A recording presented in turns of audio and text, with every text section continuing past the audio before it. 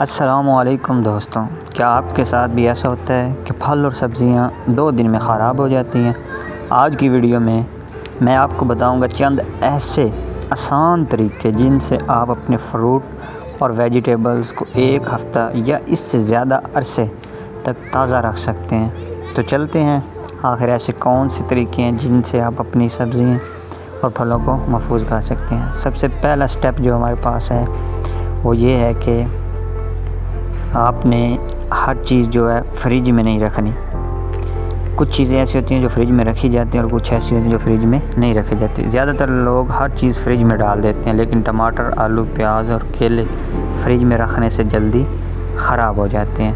انہیں ٹھنڈی اور خشک جگہ پر رکھا جاتا ہے۔ سٹیپ 2 جو ہمارے پاس ہے اس میں یہ آ جاتا ہے سبز پتوں والی سبزیاں۔ دھنیا، پالک، پودینہ وغیرہ کو پہلے اچھی طرح دھو کر خشک کر لیں، پھر انہیں کاغذ یا ٹیشو میں لپیٹ کر ایئر باکس میں رکھیں۔ یہ 5 سے 7 دن تک تازہ رہیں گی۔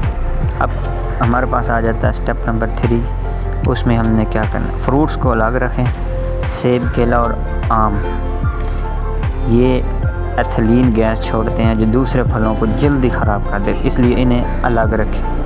سیب، کیلا اور آم، خاص طور پہ یہ جو 3 فروٹ ہیں ان کو آپ نے الگ رکھنا ہے دوسرے فروٹوں سے۔ سٹیپ نمبر 4، لیمبو اور ادرک محفوظ کرنے کا طریقہ۔ یہ سب سے مین چیزیں ہوتی ہیں جو ہر کھانے میں ایک الگ سواد اور ذائقہ لے کر آتے ہیں۔ لیمبو کو فریزر کے اندر میں ایئر ٹائٹ کنٹینر میں رکھیں، جبکہ ادرک کو چھوٹے چھوٹے ٹکڑوں میں کاٹ کر فریزر میں رکھنا بہتر ہے۔ تو ادرک کو چھوٹے چھوٹے ٹکڑے کر کے فریزر میں رکھ سکتے ہیں۔ اب اسٹیپ نمبر 5 جو ہمارے پاس ہے اس میں آپ نے کیا کرنا ہے، فریزر کی صفائی۔ مہینے میں کم از کم 1 بار فریزر صاف کریں، کیونکہ جراثیم اور نمی بھی پھلوں کو جلدی خراب کر دیتی ہے۔